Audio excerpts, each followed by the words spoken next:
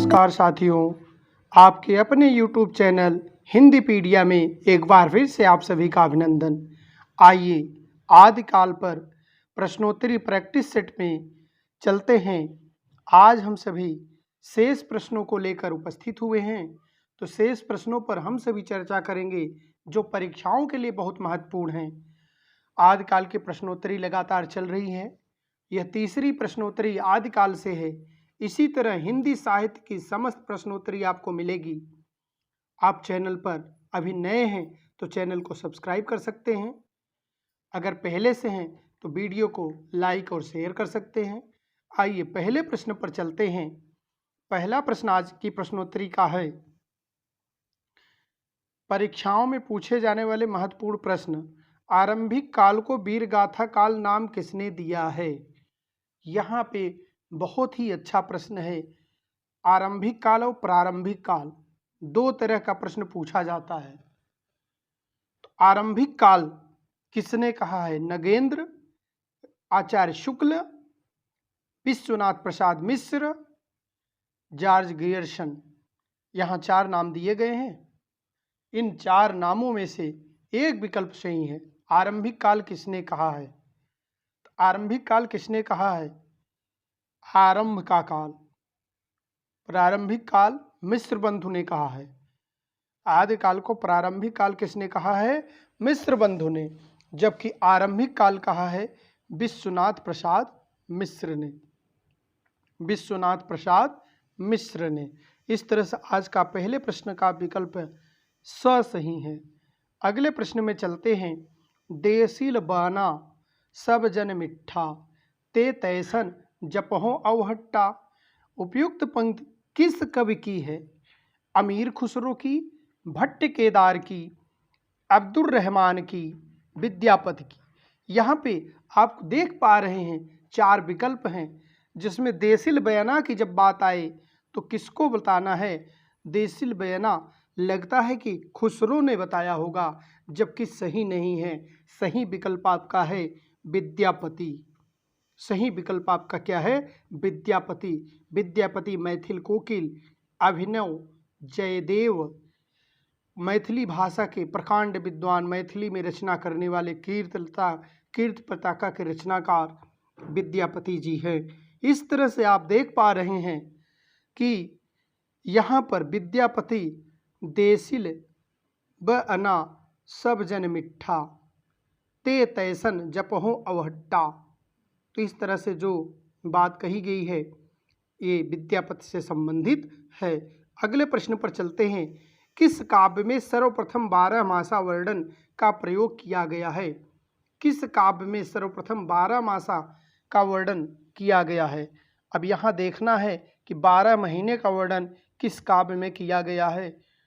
पृथ्वीराज रासों में, परमाल रासों में, कीर्तिलता में, बीसलदेव रासों में। तो बीसलदेव रासों में 12 मासा का वर्णन किया गया है। बीसलदेव रासों में 12 मासा का वर्णन किया गया है। बीसलदेव रासों के रचनाकार कौन हैं? बीसलदेव रासों के रचनाकार नरपति नाल। नरपति नाल। इसी तरह से कीर्तलता के रचनाकार विद्यापति। इसी तरह से परमाल रासों अर्थात आलखंड। आलखंड बोलना है या परमाल रासों बोलना है, दोनों एक ही हैं। तो आलखंड या परमाल रासों के रचनाकार जगनिक। इसी तरह से पृथ्वीराज रासों के रचनाकार चंद्रबरदाई। तो इस तरह से आप देख पा रहे हैं यहाँ चार रचनाएं दी गई हैं। और परमाल रासों जो है, आलखंड जो है, जिसका प्रकाशन चार्ल्स एलियट ने करवाया था, तब से यह लिपिबद्ध हो गई, नहीं तो यह मौखिक थी। इस तरह से आप ऐसे प्रश्नों को पढ़ते चलें और समझते चलें, ताकि जब परीक्षा में किसी भी तरह से प्रश्न पूछा जाए आप उसको करने में सक्षम रहें। चलिए अगले प्रश्न पर चलते हैं। जय मयंक जस चंद्रिका के रचनाकार हैं। जय मयंक जस चंद्रिका एक रचना है जहांगीर जस चंद्रिका, और यह है जय मयंक जस चंद्रिका।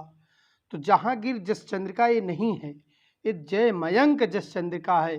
तो जय मयंक जस चंद्रिका जब पूछा जाए तो उसके रचनाकार आप तुरंत समझ लेंगे किसको कहना है। जय मयंक जस चंद्रिका के रचनाकार मधुकर कवि जी हैं, मधुकर कवि जी माने जाते हैं। इसी तरह से करकंड चरित के रचनाकार कौन माने जाते हैं? करकंड चरित पुष्पदंत स्वयंभू कनकामर मुनि धनपाल।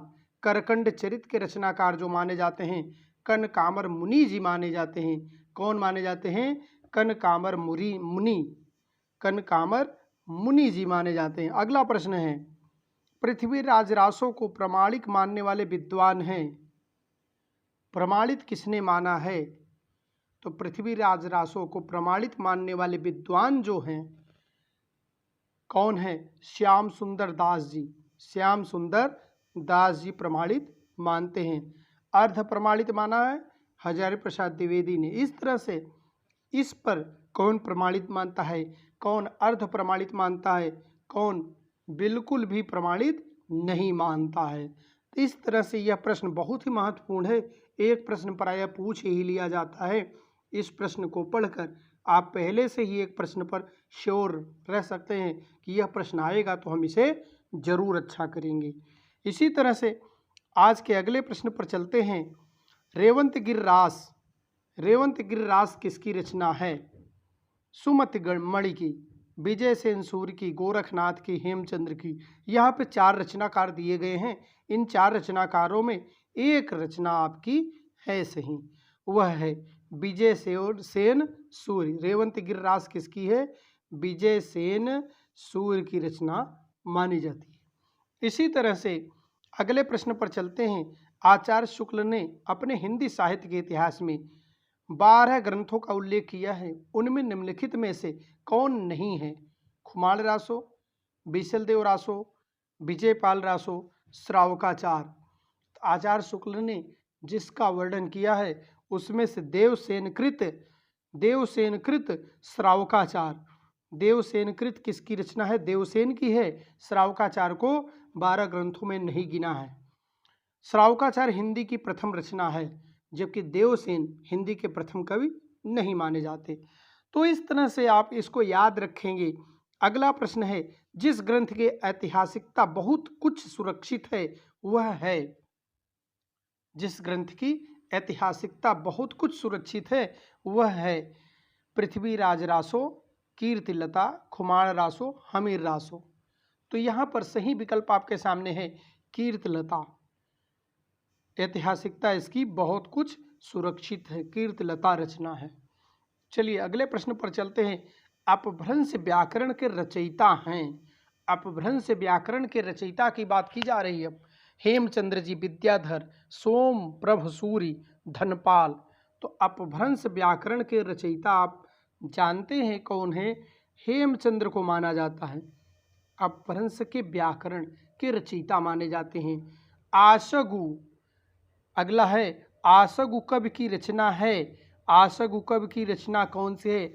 नेमिनाथ रास, चंदन बाला रास, स्थूलिभद्र रास, चर्यापद। आशगु कवि की रचना जो यहाँ मानी जाती है चंदन बाला रास को मानी जाती है। किसको मानी जाती है? चंदन बाला रास को मानी जाती है। अगली रचना अगले प्रश्न पर चलते हैं। शब्दानुशासन के रचनाकार हैं। शब्दानुशासन के रचनाकार आप देख पा रहे होंगे हेमचंद्र, पुष्पदंत, स्वयंभू, डोम्भिपा। इस तरह से शब्दानुशासन के जो रचनाकार माने जाते हैं कौन है? हेमचंद। इसी तरह से एक दूसरी रचना है हिंदी शब्दानुशासन। हिंदी शब्दानुशासन उसको भी याद करना है आपको। इसी तरह से अगले प्रश्न पर चलते हैं। प्राकृत पैंगलम किस कवि की रचना है? प्राकृत पैंगलम, ये सब आदिकालीन रचनाएं हैं, बहुत पूछी जाती हैं, आदिकालीन रचनाएं हैं जी। तो लक्ष्मीधर की है, सबरपा की है, ज्योतिरीश्वर ठाकुर की है, जोइंद की है। प्राकृत पैंगलम। तो सही विकल्प आप जल्दी से बताएंगे। सही विकल्प है लक्ष्मीधर की है। यह रचना किसकी है? लक्ष्मीधर की है। अगले प्रश्न पर चलते हैं। ड़य कुमार चरियु नागकुमार चरित के रचनाकार हैं। ड़य कुमार या बोलिए या नागकुमार चरित, इसका दूसरा नाम है नाग कुमारचरी। वैसे पुस्तकों में ड़य कुमारचरी ही पूछा जाता है, पेपर में भी पूछा जाता है ड़य कुमारचरी, लेकिन इसका दूसरा नाम भी आप जानते रहिए, नाग कुमारचरी। तो इसके रचनाकार कौन है? स्वयंभू पुष्पदंत सुमतिगण रोड़ा। तो यहाँ पर अगर आप देख पा रहे हैं ड़य कुमारचरी के रचनाकार जो माने जाते हैं वो हैं पुष्पदंत जी। कौन माने जाते हैं? पुष्पदंत जी। अगला प्रश्न है कुमारपाल प्रतिबोध के रचयिता हैं।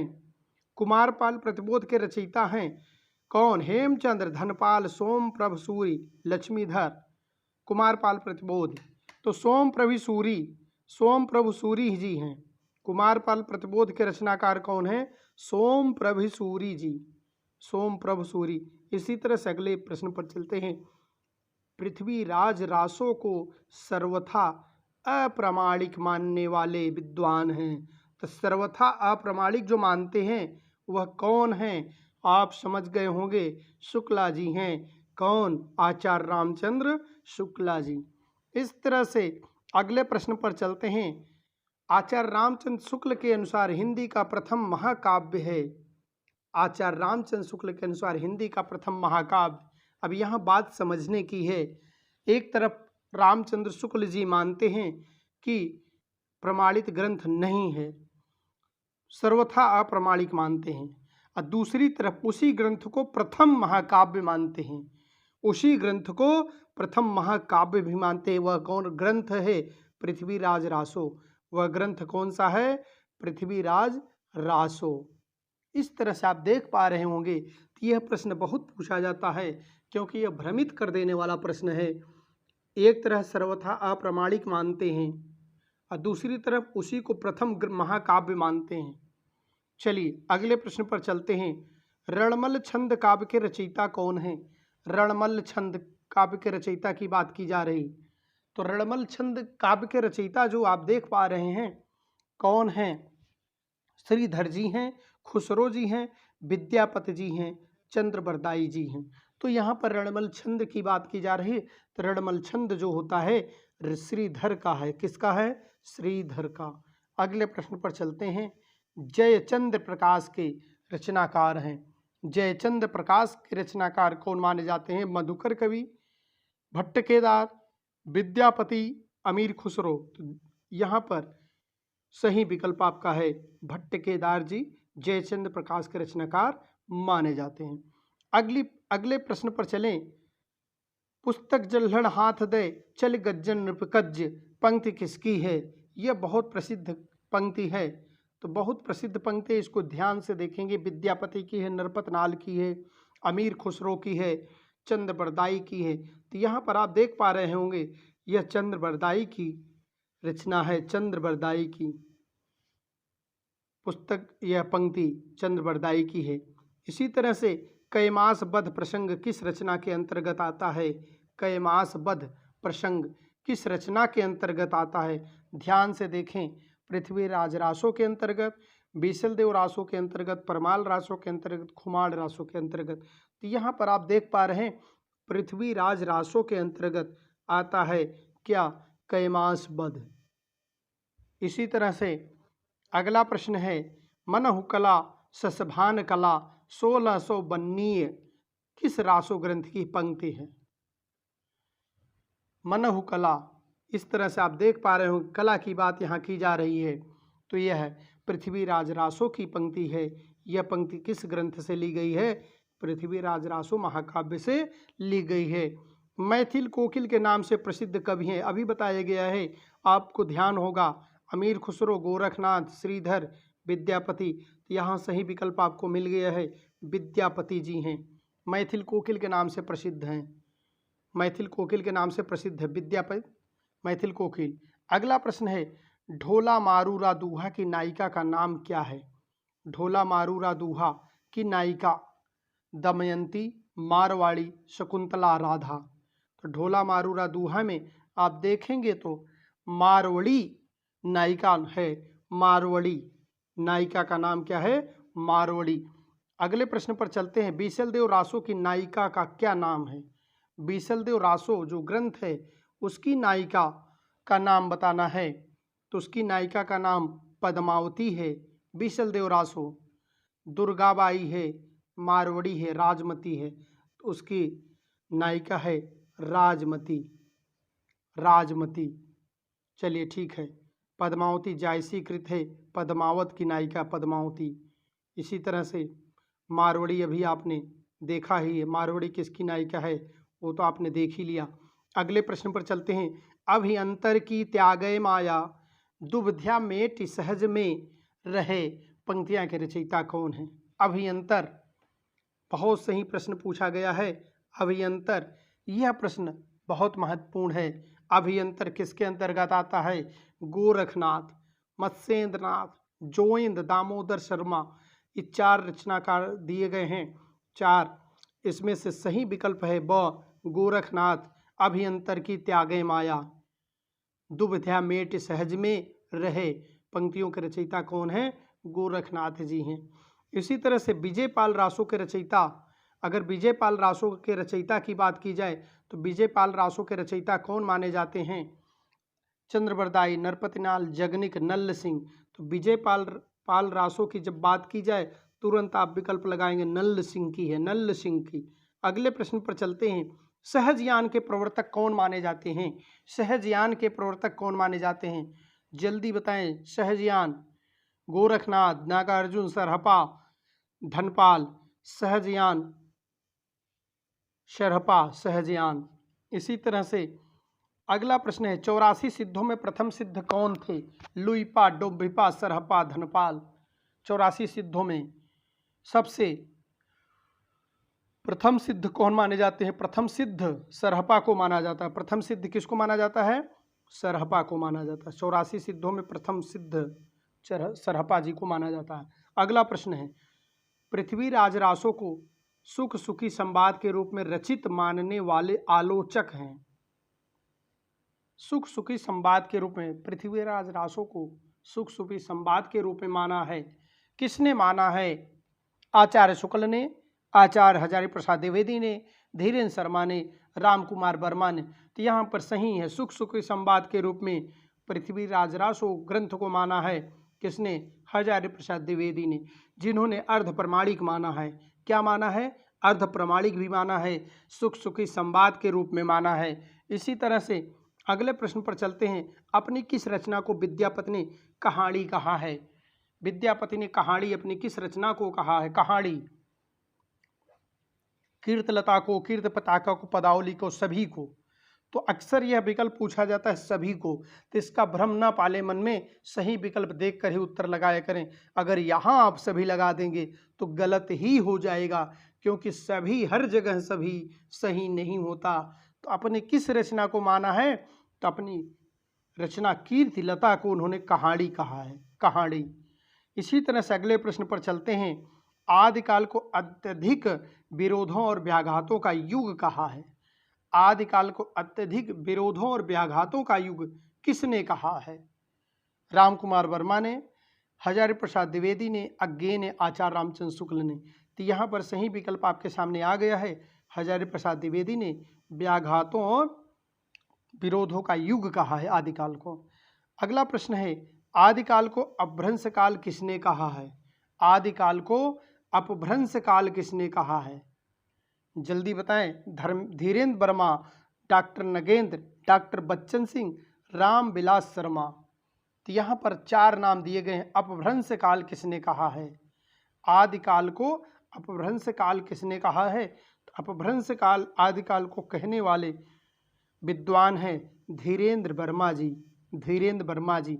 इसी तरह अगर जब कभी पूछा जाए बीज बपन काल किसने कहा? बीज बपन काल, तो बीज बपन काल महावीर प्रसाद द्विवेदी जी ने कहा है। आदिकाल का प्रथम कवि किसे माना गया? अगला प्रश्न है। आदिकाल का प्रथम कवि किसे माना गया? पुष्पदंत को, चंद्रबरदाई को, विद्यापति को, स्वयंभू को। आदिकाल का प्रथम कवि अगर बात करें किसे माना गया है, तो आदिकाल का प्रथम कवि जो है स्वयंभू को माना गया। आदिकाल के प्रथम कवि कौन है? स्वयंभू, स्वयंभू। इस तरह से यह भी विवाद का विषय है, अलग अलग विद्वानों ने आदिकाल का प्रथम कवि माना है। तो चलिए अगले प्रश्न पर चलते हैं।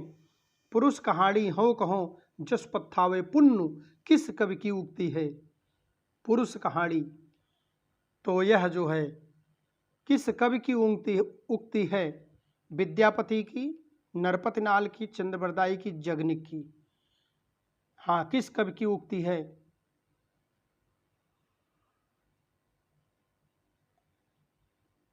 यह उक्ति है विद्यापति की। पुरुष कहानी हो कहो जस पत्थावे पुन, विद्यापति की उक्ति है। अगला प्रश्न जो आपके सामने है, आज के प्रश्नोत्तरी का अंतिम प्रश्न भी है। यह प्रश्न, खड़ी बोली का प्रथम कवि कौन है? खड़ी बोली का प्रथम कवि कौन है? तो इस तरह से यहाँ पर सही उत्तर आपका होगा अमीर खुसरो जी खड़ी बोली के प्रथम कवि माने जाते हैं। इसी के साथ एक प्रश्न और है, बिसल देव रासो का काव्य रूप क्या है? बिसल देव रासो का काव्य रूप प्रबंध काव्य, खंड काव्य, गीत काव्य, मुक्तक काव्य। तो यहाँ पर सही विकल्प आपके सामने आ गया है। बिसल देव रासो का काव्य रूप मुक्तक काव्य के रूप में माना जाता है। तो आज की प्रश्नोत्तरी आपको कैसे लगी? प्रश्नोत्तरी अच्छी लगी हो तो चैनल को सब्सक्राइब कर लें, दोस्तों में वीडियो को शेयर करें, लाइक करें। इसी तरह चैनल पर बने रहें। हमारे द्वारा हर दिन एक प्रश्नोत्तरी दी जा रही है जो आपकी परीक्षा के लिए, आपकी परीक्षा में बहुत मददगार हो सकती है। इसी तरह आज का कालांश यहीं तक समाप्त करते हैं। धन्यवाद। जय हिंद, जय भारत।